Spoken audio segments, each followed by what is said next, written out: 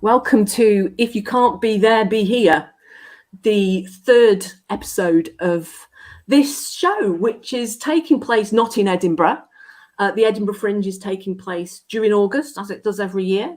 And part of being part of that whole world that moves up to Edinburgh is working out where you are related to that, how you interact with it, how you support your colleagues and friends, often family that are up there. Do you want to go to Edinburgh? Do you want to take a show? Why do you want to be there? All of these questions are answered and mulled over all the way through August. And the Can't Be There, Be Here show is a bit about let's see what we can see online, see what's going on. So today I've got with me Helen Fox. Hello, Helen. Hello, Karen. And as you will tell from her accent, she is a Scot, but not at the Fringe this year. No, unfortunately, we are touring shortly. We start rehearsals shortly, and it prohibited us from doing the Fringe, but we have been up a couple of times to see colleagues and support their work. So the world goes on, though, when Edinburgh's not taking place. It's really consuming. I mean, I dedicated this 3 weeks to be able to have a project in my year that I give my full attention to. So everything else was programmed out of it. It's all about the PBH Free Fringe, working with colleagues who are trying to do the digital stuff. And that's included a virtual venue, which excitingly we'll take a look at in a minute. But mainly that Fringe experience that happens once a year. But you've been up to Fringe before. So tell me a little bit about the times you've been to Fringe. What shows have you taken and why did you take things to the Fringe? What has the Edinburgh Fringe been for your company? So we first took shows up to the Fringe in 2016, then 2017, 2019, Brighton Fringe 2017, and Dundee Fringe in 20, what year are we in? 22. We first took them up to showcase a piece of Tennessee Williams and a piece of new writing that I had done. So we did 2 shows. We were very lucky that year that at the International Festival, there was also a Tennessee Williams on. And so we sold out our Tennessee Williams, which was 27 wagons full of cotton. And we more than half filled our new writing of a play called I'm Missing You, which was then shortlisted for the best new Scottish play. So it was a bit of a brilliant first time, but taught us absolutely nothing because it was brilliant, and that's not normally what the Fringe is like. There's a big spectrum, isn't there, from people who are selling out, getting their laurels of their sold out tickets. Then there's whole groups that are struggling to get 1 or 2 people in. People who sets are broken. I've heard of one show that wanted to take VR stuff up there, but just didn't consider that the internet would be so overloaded. So couldn't do, those shows couldn't take place. That's my holy grail for Edinburgh. For me to come up to Edinburgh, I want to find a solid connection, and I've got some feelers out at the moment. There might be 1 or 2, but only 1 or 2. Yeah, that's got to be it. If I bring the Free Fringe live stream, Can't Be There, Be Here studio, it may have to be outside of Edinburgh where the connection is strong enough so that we can travel in, but I would like it to be up there. Yeah, but it is depending on what you do with the show. So the Fringe, I mean, what is Fringe? If I say to you, if someone says what's Edinburgh Fringe is the big one, but if someone says what's Fringe, because you've done other Fringes. Fringe, well, I think it depends who you are and what your aims are. Fringe has evolved over the years, and peaks and troughs of whether it has been slightly elitist or about being able to showcase people who perhaps wouldn't otherwise be able to fund work. And the argument now is that it's being priced out. Those people are being priced out. So Fringe should be, I think, the opportunity for people to network, the opportunity for people to try out new work, and the opportunity for people to flex their skills in whichever capacity. But as I say, especially Edinburgh Fringe, all fringes, and I imagine international fringes, of which we haven't done any, are getting to the point, partly because of a societal thing, but arguably partly because of maybe a little bit of greed. We're getting to the point where only affluent people are going to be able to present work, and that was always the case. Yeah. That's not really what the Fringe was ever about, and that's slightly sad. It's the beauty of PBH Free Fringe, and a few of Elise Harris's guests that she's had on her daily live stream have been talking about, because predominantly the guests that she's had on the show have been artists who are taking part in the PBH Free Fringe. And to have the opportunity to bring a piece of work up and have a venue, and most people said they get their venues allocated randomly, but quite a lot of those venues are just as good, comparable to any of the other smaller fringe venues around the festival. So the fact that it's a bit random, it's a bit potluck, but being able to bring a show up that means that you collaborate with the other people using that venue to promote and to support and to do the tech, and it is a collaborative thing. That it feels like the core of what Fringe should be is alive deep in this kernel that exists within the Edinburgh Fringe of the PBH Free Fringe. Yeah. Unfortunately, a lot of the costs are still your subsistence and your accommodation. The last Fringe that we were at, we were being offered accommodation for upwards of £25,000. And that's just madness. It's crazy, isn't it? There is absolutely no way we could possibly. And that's before the cost of living increase. I mean, just some of the costs that I've been picking up on is to be in the big Edinburgh book, £400 this year just for a little entry. Yeah. So you've got to, that's something that if you're an artist that doesn't normally have that kind of income, I mean, a lot of artists don't even make their annual tax threshold. I mean, that's, we're talking about a lot of people that are working voluntary in their organisations. Often these theatre projects are passion projects, and they're working as community managers within other theatre companies. So, being able to engage, accommodation, food, and then entertainment, because although it seems like a luxury, if you're going to go up there, you've got to be part of it. And eating out. I suppose that's the benefit, though, of the venues that you're at, that you get to go in as a venue member. You get to go into any shows that have spare seats for free. So you can still immerse yourself on a budget in that regard. So is that a Fringe Central asset? No, you when you get your venue pass, so right, each venue, whichever venue that you're in, will then allow you some freedom around all of that venue's spaces. Yeah, I was very fortunate that the times that I did go up there with a Fringe pass, I was kind of there in a supplier service support role. So although I got access to all that, I didn't have to do shows. I could go and see as many shows as I like, which was wonderful. And it's kind of what I want to do with PBH. I want to be able to facilitate shows to be up there and try and maintain my own sense of self, because that can just unravel. And then if I don't enjoy the experience, then I might as well not have gone up in the first place.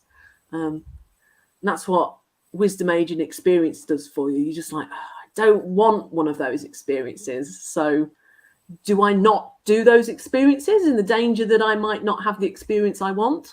And that can end up overriding everything else. There are lots of people who can't make it to the Fringe because of work or caring commitments, disability, finance. So I think you providing an online hub where there is some access to that, and hopefully over time it will grow and more people will get involved, then people can still get a sense of that experience and that community and that buzz, but I think presence is really important. And at the moment, the presence of the Siberia experience, it's not embedded in Edinburgh. And I think this is, if it was embedded in Edinburgh and we had this studio in a space in Edinburgh, when people came into the Siberia experience, they'd be one step closer to being connected with Edinburgh, as opposed to can't be there, be here with me, and I'm here with them. You know, I think it would be really interesting to see if we can close that propinquity barrier. I love it when I can use the word propinquity in a sentence, no less.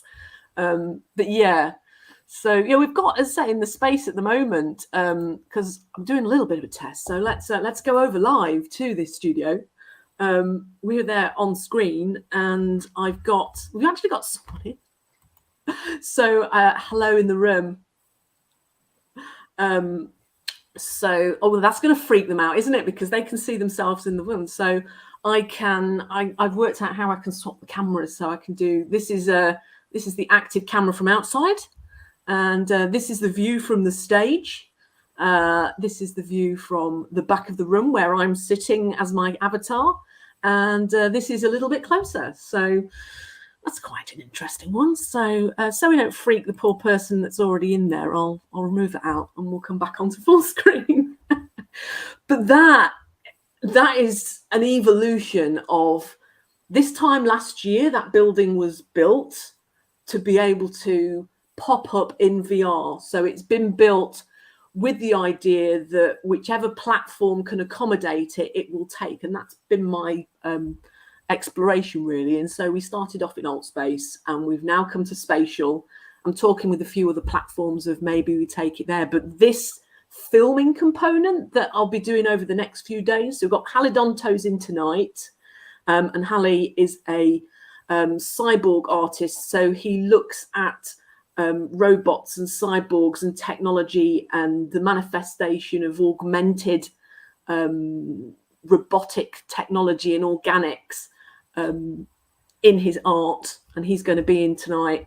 We're going to do a screen share, and there's going to be some videos that he's got, and he's going to do a bit of a show and tell around some of the work that he's been showing me, so that we can kind of have a conversation around that. I'm looking forward to that. And there's the book launch next Tuesday, so they're the two big events. So this will be a building in itself. It'll be an extension of the Fringe, but hopefully people who come to this because of the Fringe, if Siberia becomes associated with another project, people will come to the Siberia experience, and then as an addition, they will get entry to the extra experience, which are loads. So I've got a list down here of the different experiences that us as physical creatives find ourselves in, and how that affects our life and our well-being and our life balance. So as I say, I know I've done touring, festivals, producing shows, resident shows, in-house productions, receiving venues.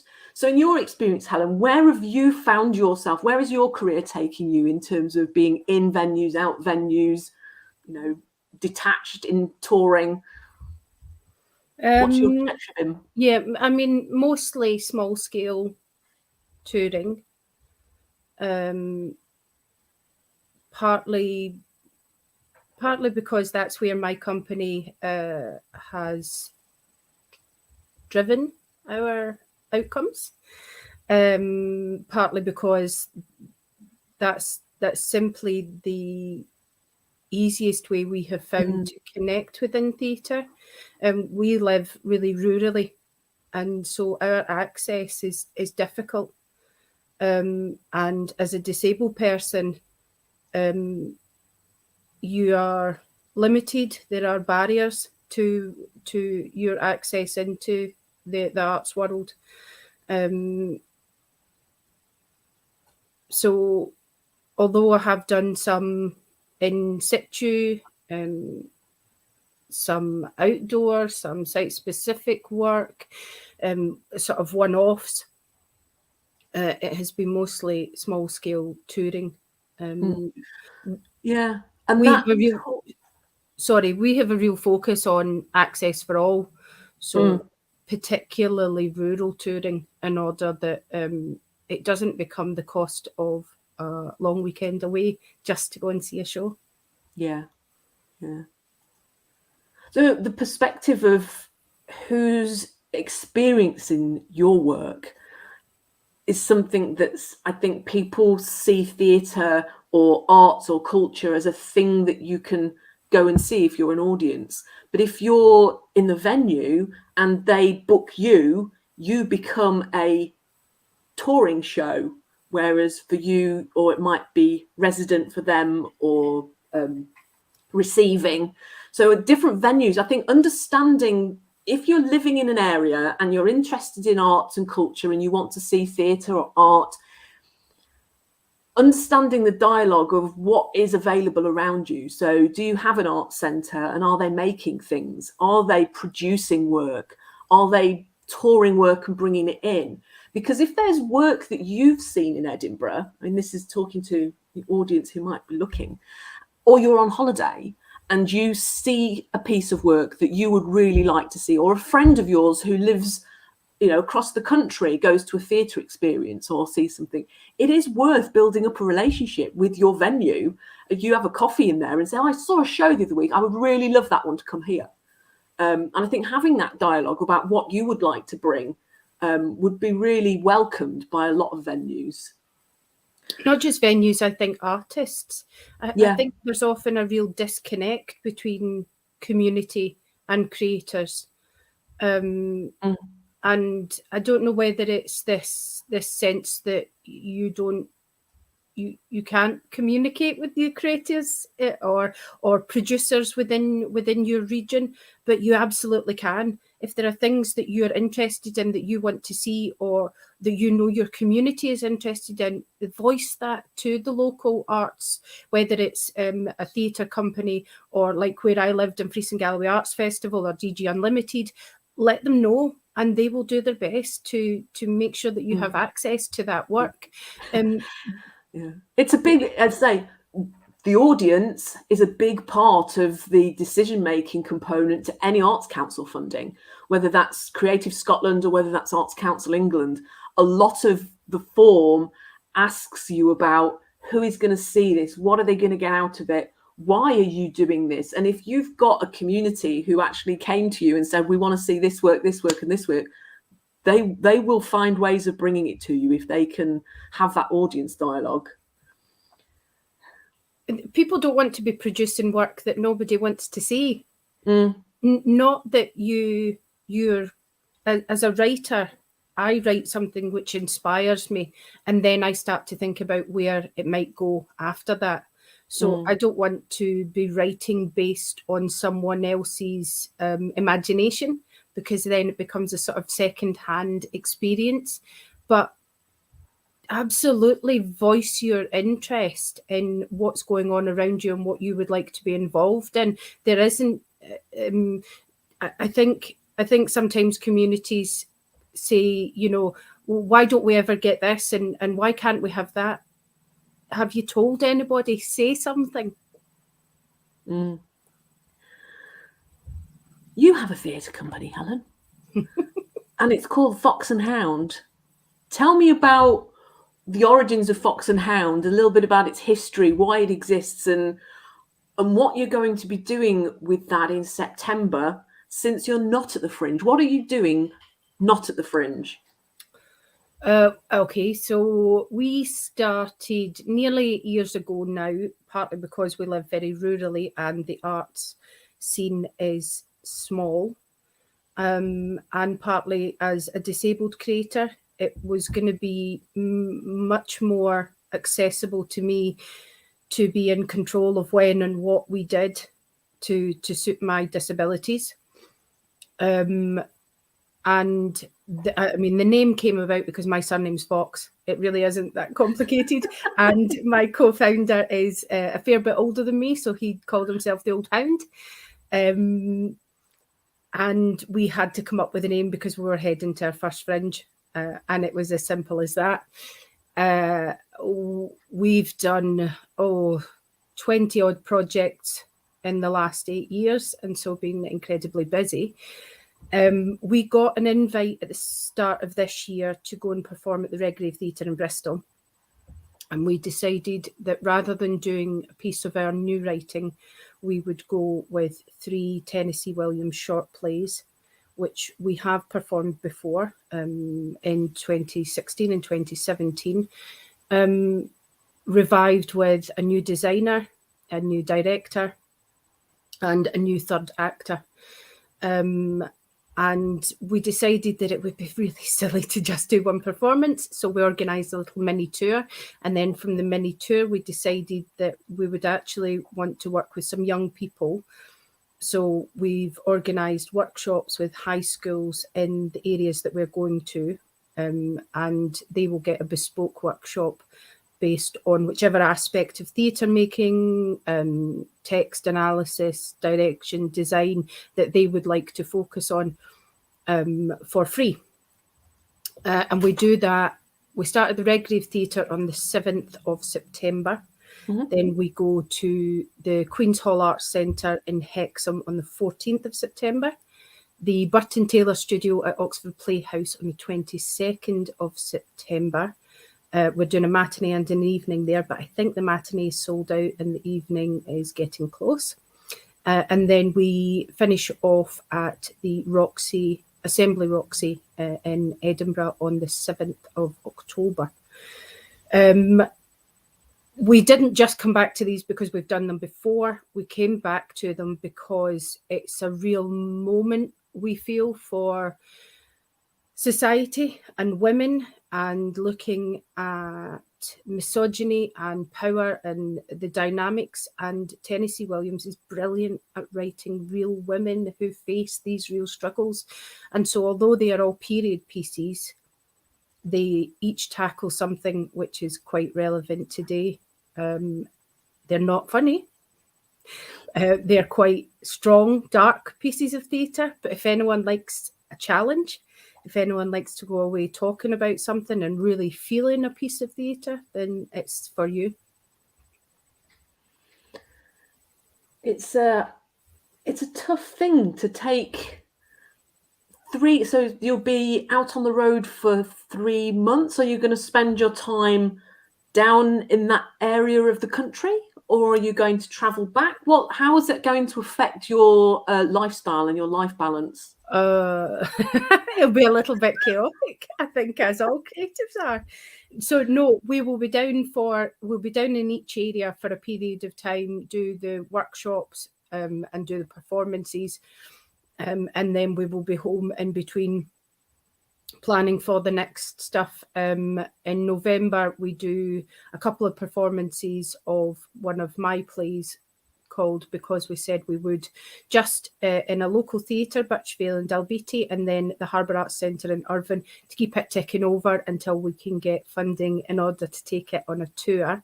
And we go straight from there into rehearsing for a play that we did in 2019 at the Fringe by Jill Franklin. We were supposed to go to the Scottish Parliament 2 weeks after lockdown started.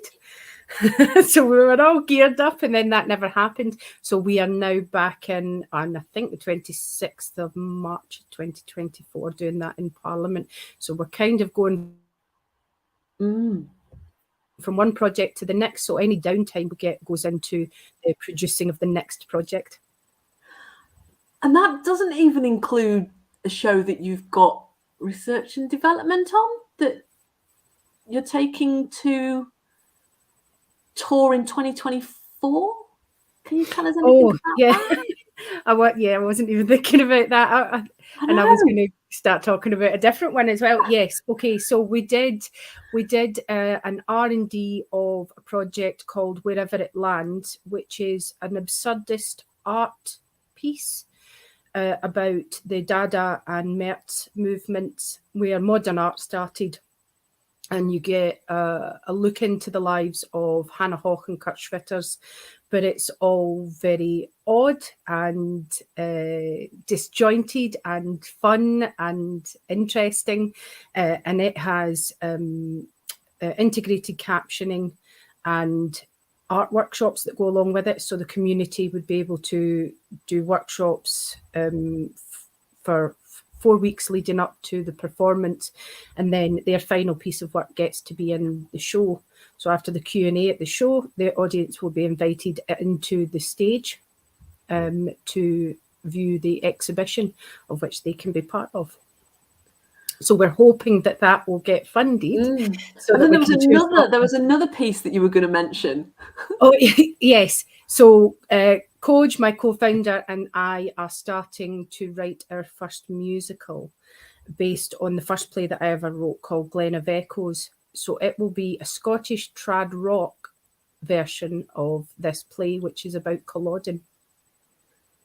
That is amazing. That is amazing.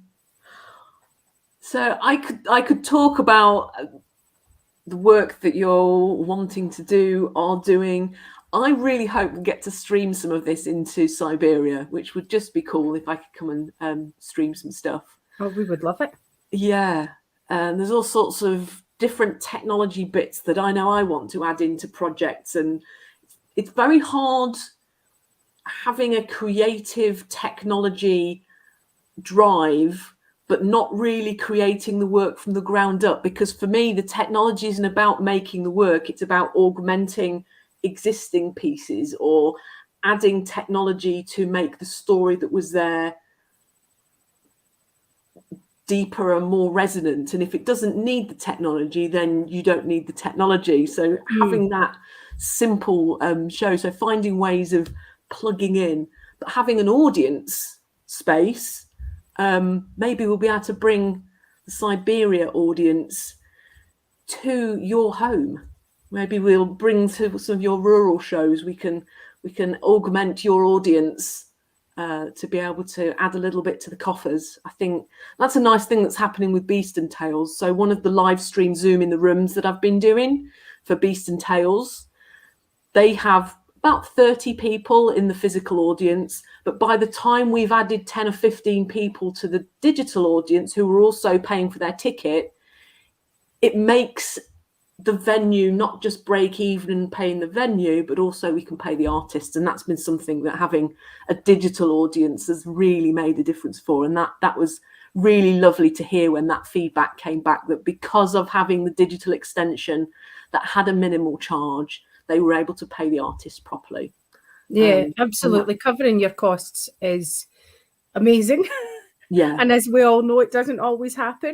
Yeah. The ambition to just break even. Yeah. But I think for me, the focus would be access, giving people access to something that they might not otherwise be able to get, because everybody deserves to have reasonably priced access to all of the arts. I mean, we've all seen sort of various chats recently of some high profile people calling out the prices of tickets down in London at sort of 250, 350 plus. Art should not be inaccessible in that way. And I know that everybody deserves to be paid and paid fairly, but I'm not sure the money always goes to those people. Yeah, there's that component of it, and theatre, isn't cheap. As producers, I mean, we've worked as the producing side, putting the budgets together. I know we've exchanged budgets to kind of, have I got the prices right? Is this, am I charging enough? Have I missed something out? Is there a contra that I missed? We've also worked on the performance side, where it's great to go in and rehearse and put a show together, and all of that sort of takes place around you, and you just have to perform. So as we close this to the end, I think having to learn lines, I think just finishing that. So what's going to take your time over the next few years? Because you're putting a show together, you're running the company, but you're also performing. And there was a point at which, I know you said to me, you realised that you've actually got to learn your lines. Mm-hmm. So how are you going to be sort of spending the next 3 weeks, and where can people find you online? And just remind us again what the trio of Tennessee Williams is all about. So yes, we start rehearsals on Wednesday for the trio of Tennessee Williams, and because I've been doing a variety of other projects, I was up until mid-July in Newcastle at the Alphabeti Theatre doing play Chop Dissolve Burn. So I have been a little remiss in learning my lines, and I have until Wednesday to learn 3 plays. We'll see how that goes. Using all of the tools, walking around, writing it down, listening to it, and all of the above.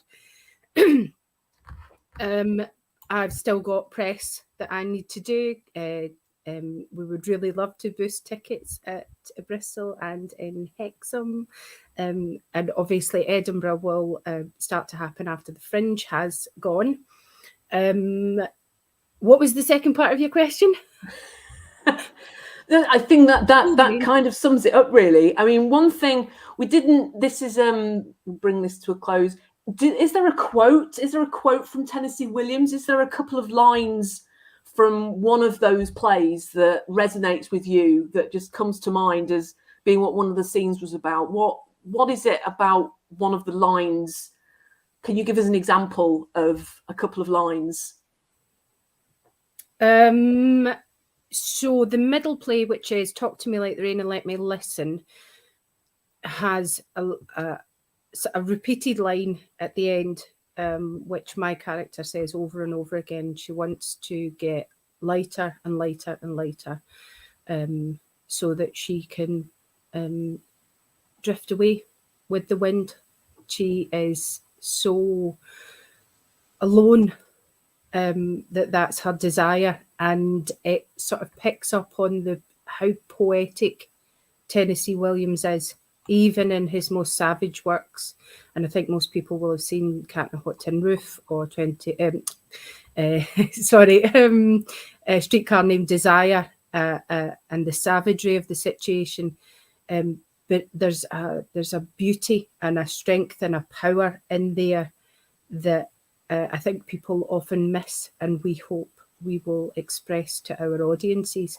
If they would like to get tickets, it's on all of our social media, on, I wouldn't say Twitter, X. It is theatre_Fox, and on every post, more or less, you will find a link to either our crowdfunder, if you would like to support an unfunded company, and links to the theatres to buy the tickets to come and see the shows. And we'll put all of those links in the description, in the show notes. And with that, thank you so much, Helen, for joining me. And I will definitely be having you back on, because I enjoy doing these live streams and I never have people to play with.